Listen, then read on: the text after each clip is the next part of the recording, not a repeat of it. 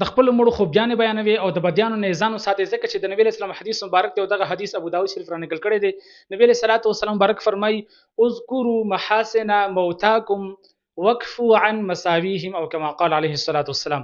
نبی صلی الله علیه وسلم مبارک فرمای چې تاسو د خپل مړو محاسن بیانوي، یعنی نیکیانه بیانوي، ښه کارونه بیانوي، ځکه چې په دا وجه باندې دوی ته خیر ملاويږي. چرته چې د خیر خبره کیږي ته خدای پاک جل شانو خپل رحمت راوروي. او نبی صلی الله مبارک فرمایي چې وقفوا عن مساویهم، او تاسو چې د دې هغه بدونه چې ځان وساتئ، ځان راهیسار کی، مطلب دا چې د مړو بده م بیانوي.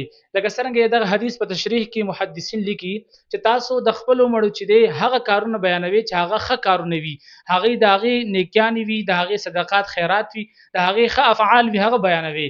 او کم چې بد افعال وي، کم چې ناروا کارونه کړي، کم غلط کارونه کړي وي، د هغه نه ځان وساتئ، ځکه چې نبی صلی الله علیه وسلم مبارک د دینه منع فرمایلی دي.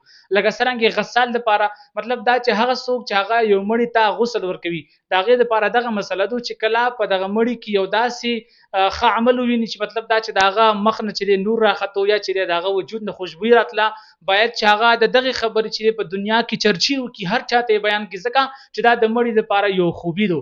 او کچرته یو غسال یو غسل کوون کی چې مړی ته غسل ورکوي، باغی کې داس یو بد کار ولید چې ان بدبوئی تل لایي چې د مخ بدل شلو، نو هغه په کار دي چې دغه خبره خفشه کی، دغه پټه کی، ځکه چې هندغه وخت په دغه غسال باندې په دغه غسل کوون کی باندې هم رادروي.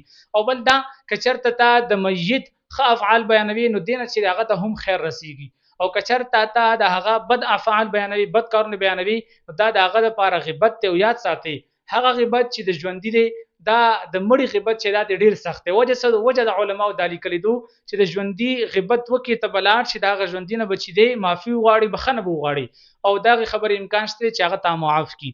خو کچرته تا د یو میت د یو مړي غیبت وکړلو، نو اوس خدا مړ دی دنه چې بیا بخنه هم نشي غوښته. د وجه نه د خپل مرحومینو او د خپل مړو چې دی نیک عملونه بیانوي، ښه کارونه بیانوي، او چې کم بد کارونه بدی کی وي هغه چې تاسو راي ساروي، هغه خبره هغه بد کارونه چې نور خلکو ته م بیانوي.